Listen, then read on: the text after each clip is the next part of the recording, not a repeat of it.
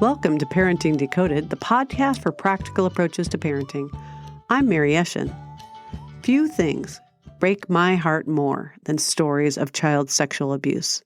I can't help but wonder if some of those children had been taught more about their bodies and how to respond to uncomfortable situations. Could their stories have been different? This episode is my effort to empower you as parents with knowledge and tools to help prevent childhood sexual abuse. Here's a powerful fact. 95% of childhood sexual abuse is preventable through education. That's an incredible statistic, and it means there's real hope. So let's get educated. According to a 2023 news release from the American Academy of Pediatrics, 1 in 3 females and 1 in 6 males will experience sexual assault or abuse before the age of 17.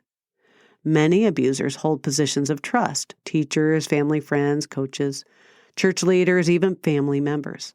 While we often think of adults as the perpetrators, up to 40% of sexual abuse cases involve older, more powerful children. This isn't something we can afford to ignore. But the good news, we can take action starting now. The AAP has outlined key steps we can take as parents to help protect our children. Here are a few critical ones. First, use proper terminology for body parts. Teach your children the correct names for all body parts, including private areas. Make it clear that private parts should always be covered by clothing or swimsuits and should never be touched without permission. Next, encourage modesty at home. As children grow and their bodies change, they should feel comfortable setting boundaries. Let them know it's okay to be private about their bodies and that modesty is a personal choice, not something to be ashamed of. This mindset will help them develop healthy social boundaries as well. Next, don't force affection. This one's tough. We love hugs from our kids and we want them to show affection to family and friends. But children should understand that their bodies belong to them. They should never feel pressured to give hugs or kisses, even to grandparents. Encourage alternatives like high fives or thumbs up so they have ways to express warmth while maintaining their personal comfort.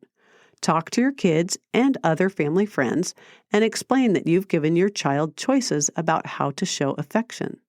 We know that some days our kids are overflowing with affection, but other days they just don't feel like it. Give them the power to choose how they show affection and let those around them who are wanting affection, let them know why you are supporting them. Next, teach okay touches versus not okay touches. Most physical contact is normal, like bathing, diaper changes, or medical care. However, not okay touches include anything involving private parts without a medical or caregiving reason, as well as any touch that feels uncomfortable, painful, or scary. This also applies to how they touch others. One powerful way to reinforce this is by creating a family rule about personal boundaries. Kids respond well to clear, consistent rules, so use them. Next, encourage open communication.